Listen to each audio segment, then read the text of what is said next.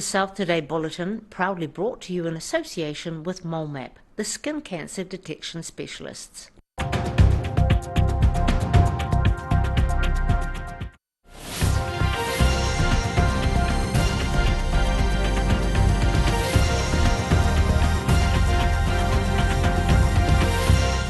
Tonight on the South Today, a new mobility vehicle hits Queenstown streets thanks to the generosity of some kind-hearted local women.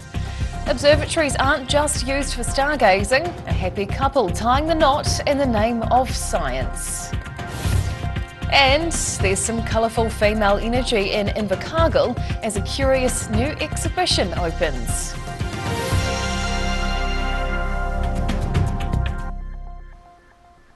Kia ora, good evening, I'm Hannah Wilkins. It's not every day you get a new car, but it's even more special to be gifted a high-tech mobility van by members of your community. A group of generous Queenstown women have joined together to provide a much-needed vehicle to a local charity.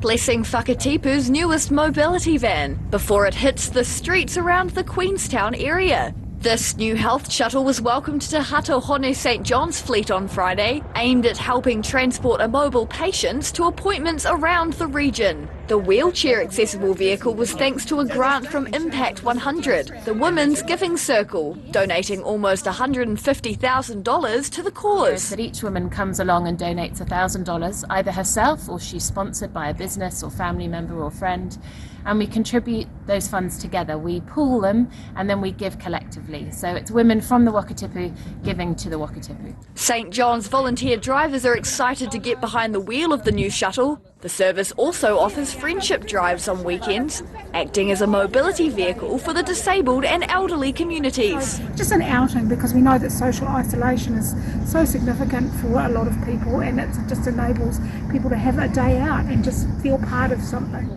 Julie Taverner was humbled by the gesture, the initiative by the Whakatipu Foundation providing the new shuttle, as well as fuel and running costs for the next 3 years. In Queenstown, the South Today. The long political career of National List MP Michael Woodhouse may be coming to an end after he turned down a spot on the party's election list over the weekend. The former Cabinet Minister was first elected to Parliament in 2008, serving under a number of party leaders. Michael Woodhouse was a senior minister in the Key and English governments and was anticipating playing a prominent role had National won power in October's general election.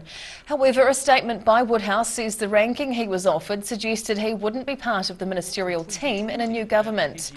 On social media, the MP says he's sad about the process of his departure from political life, but overwhelmingly grateful to serve for the past 15 years.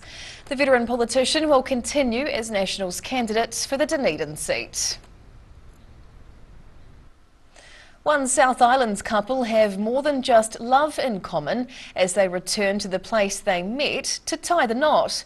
An old familiar face from Te Hura Museum shares a passion for science with his fiancée, so much so that they planned their wedding to be in a research facility.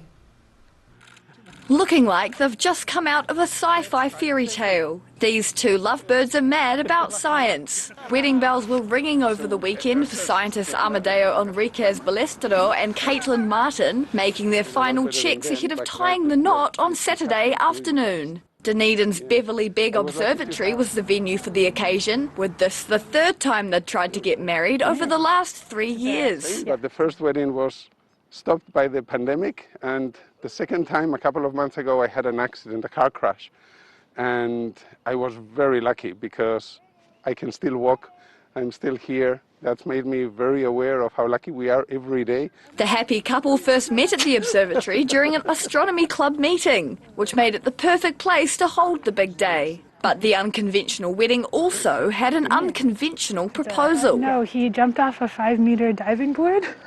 So he actually proposed at Moana Pool, and Amadeo's a little bit scared of heights. The wedding was live streamed for family overseas, concluding with an evening star party, allowing guests to share a few moments of science with the happy couple. In Dunedin, the South Today. Southland police were left red-faced and possibly blue-footed after one of their vehicles got stuck in the cold waters of Invercargill's Oreti Beach. A local officer was carrying out duties in the area on Friday night when the car became stuck in the soft sand and seawater. It's a spot that's caught out a number of cars in the past. Police were able to remove the vehicle off Oreti Beach on Sunday. A group of Dunedin-based scouts were forced to return home early after their overseas trip in South Korea after nature dealt them a cruel hand. The World Scout Jamboree in southern Buan came to an abrupt halt earlier this month due to the threat of Typhoon Kanun in South Korea. Tens of thousands of scouts were forced to evacuate from the campsites as temperatures in the South Korean city of Buan reached 34 degrees. But the 92-person New Zealand contingent was one step ahead of many groups at the Jamboree, leaving a day before major evacuations were ordered by event organisers. The New Zealand leaders made the right call on leaving early and planned ahead and got us good accommodation instead of like the emergency sort of thing. So we actually had proper beds and proper rooms and good service and stuff like that, which was a bit of a saving grace, I reckon. Jack Rickaby says the turn of events gave him the chance to spend time immersing in the local culture and forging new friendships. And while this year's Jamboree was far from the conventional event, the Dunedin Scout representatives say it reinforced the importance of the skills they'd trained and prepared for. In Dunedin, the South Today. There are hundreds of women at He Wakatuia in Invercargill, but they're all made out of clay, felt and plaster. Configure Home is a new feminist art exhibition which aims to challenge stereotypes and provide some entertainment for southern viewers. A colourful collection of clay curvature. These miniature women are part of a new art exhibition in Invercargill called Configure Home. On at the He Wakatuia Gallery, the space has been transformed into a vibrant celebration of the female form. It's a feminist art exhibition which looks at the role of women in the home and has been put together by 7 artists from Otago. The room blends bold, eye-catching creations with a reflective sadness, including larger-than-life sculptures, lively wallpaper, delicate embroidery and subtle watercolours. I think for Invercargill this can really challenge some people, this exhibition, because when people come in and they see different things, different fabrics, and they quite often are challenged by the fact that it's a collective of females. The exhibition features women of all shapes and sizes, including this unusual statue, a fusion of individual body parts cast from 8 different women. And this larger-than-life felt and fabric sculpture was another catching the attention of many visitors. We look at women in very realistic ways rather than just the kind of women that we see in media a lot, which are the, slim, conventionally attractive young women. Configure Home is set to be on display at He Wakatuia until mid-September, with a range of events and workshops complementing the themes spread across its 6-week calendar. In Invercargill, the South Today. FI Yakane still to come on the South Today. Dunedin's golden girl Courtney Duncan revs up the motorbike as she eyes up another world title, and a snowy Coronet Peak goes to the dogs as a much-loved event returns.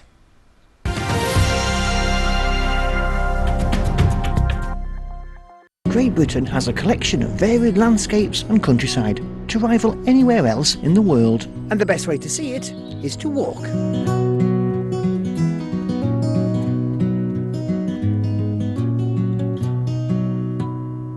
Here at Age Concern Otago, we offer a range of services to support Otago seniors to age well with dignity and independence. We provide social work support, visiting service, health promotion and social activities. Check out what we have on offer at ageconcernotago.com. If you're at risk of developing melanoma skin cancer, you owe it to yourself to have a mole map. Mole map is coming to your area. Phone today to make an appointment. It could save your life. A poorly maintained heat pump can lose up to 35% of its output. The Mr. Heat Pump Cleaner team are experts. Their specially developed chemical wash is totally biodegradable. Call Mr. Heat Pump Cleaner and get the job done by the professionals.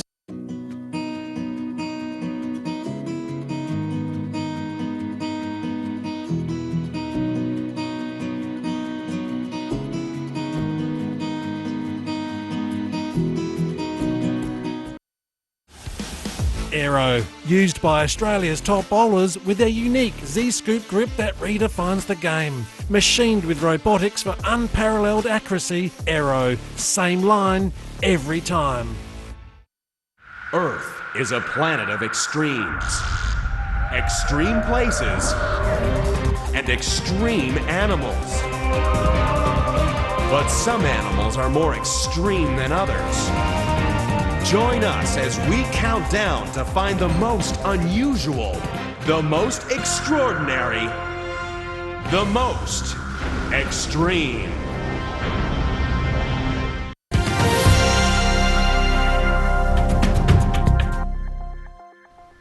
Tēnā koe, welcome back. Three-time world motocross champion Courtney Duncan had a tougher weekend as she aims for a fourth title in this year's series. Otago rider Courtney Duncan was competing in the fifth round of the Women's Motocross Championships in Netherlands over the weekend. The 27-year-old had a frustrating few races on the dirt track, battling the world's most dominant female motocross riders. Duncan finished fourth in the first race before improving to third on the second day.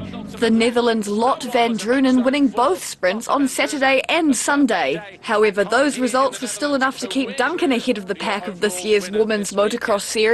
Duncan continues to lead though, with a round to go. Next stop, Turkey, 2 weeks' time. The sixth and final round of the WMX Championship Series is due to be held in Turkey in early September, in Arnhem, the south today. Two South Island skiers put the pedal to the metal in Queenstown over the weekend, taking out national titles. Coronet Peak's hurdle run was the setting for this year's New Zealand Giant Slalom Championships on Sunday, featuring the country's top athletes as well as a number from overseas.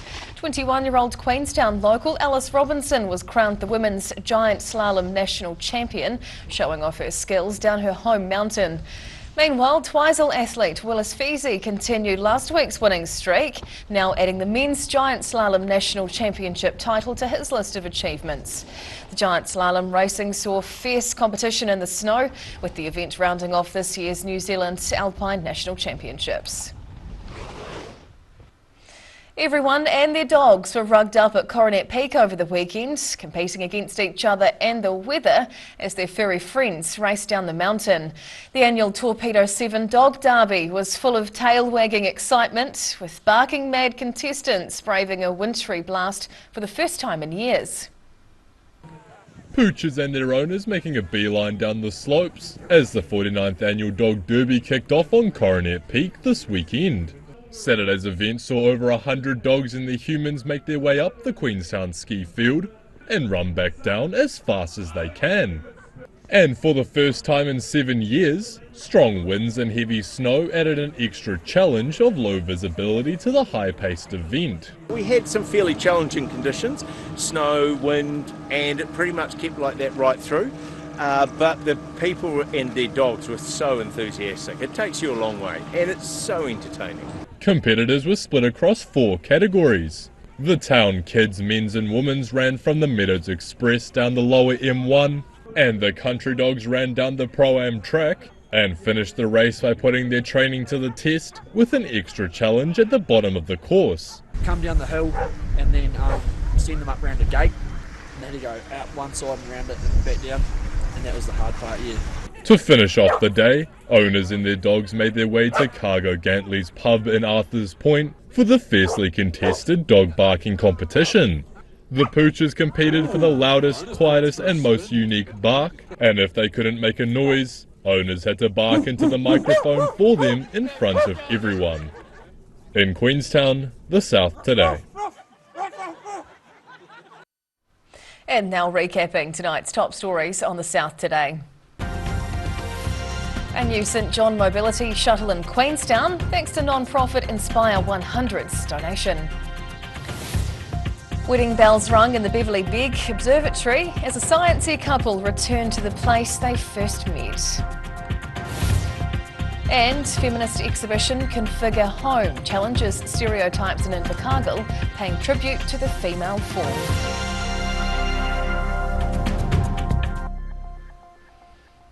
And now a look at what's happening in tomorrow's ODT, and we welcome Associate Editor Mike Houlihan. Hello Mike. What can we expect in tomorrow's paper? Well, we've got an update on a running story that we've been looking at for a wee while now about radiation therapists at our hospitals down here in the south. There's not enough related doctors to be able to, for them to be able to do their work treating patients here, so they've been moved further afield. We know they've been working in Wellington. It turns out they've been working even further afield than that in recent times. Right, okay. We've also got a story about the ORC, possibly about to finally set the minimum flow for the Manahirike River, a long-running local issue up there. Okay. We have tales from Lumsden of a major protest where people have been chaining themselves to cypress trees to try and stop them from being felled. Right. And we've also had our travel correspondent that's gone off to a cave near Waitomo and looked at some quite spectacular photographs of deep underground. Right, well, we look forward to reading all of those stories and more in the paper tomorrow. Thank you, Mike. Thank you. Time now for a look at the weather. The South Today weather, proudly brought to you by MoleMap, the skin cancer detection specialists. Looking at the situation, it's looking like a fine week ahead as high pressure lingers over the South Island through until Friday.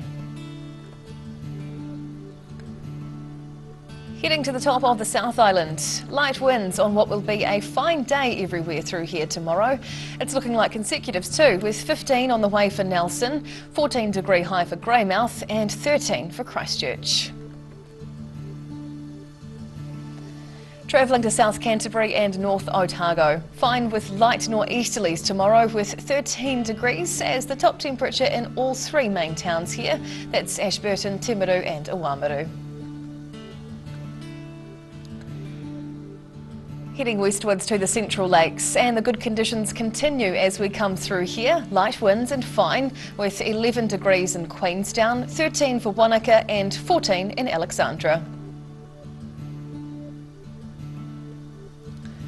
Heading further south, a fine 12 degrees apiece here on Tuesday for Gore, Balclutha and the Catlins with nor'westerlies and clear skies. Across to Invercargill. Fine with some cloud and 5 overnight. The next 2 days look cloudy with westerlies, up to 12 tomorrow and 13 degrees on Wednesday with sunny afternoons.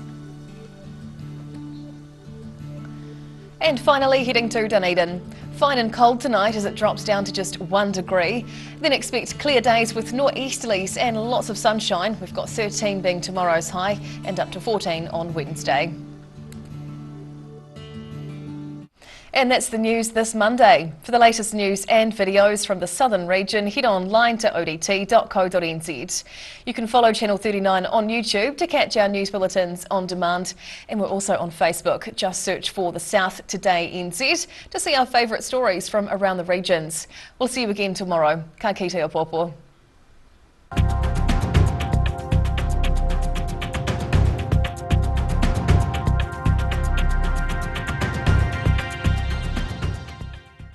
Public interest journalism funded through New Zealand On Air.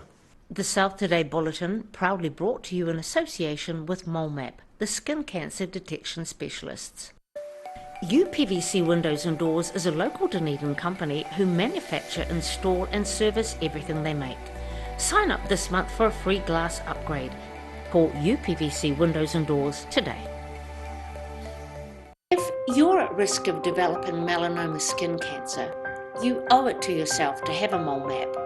Mole Map is coming to your area. Phone today to make an appointment. It could save your life.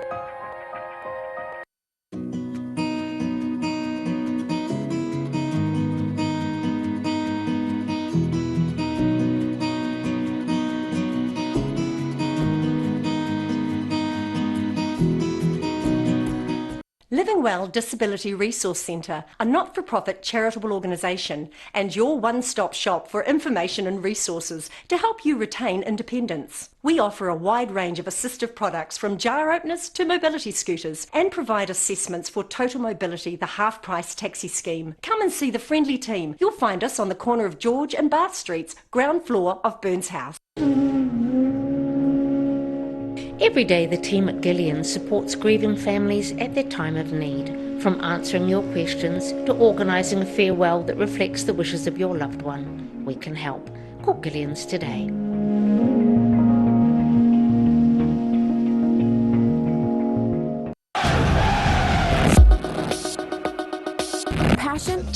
competition, rivalry, marketing, numbers, atmosphere, power, fight, attack, intuition, love, hate, money, cash, millionaires, fans, fans, fans, and fans.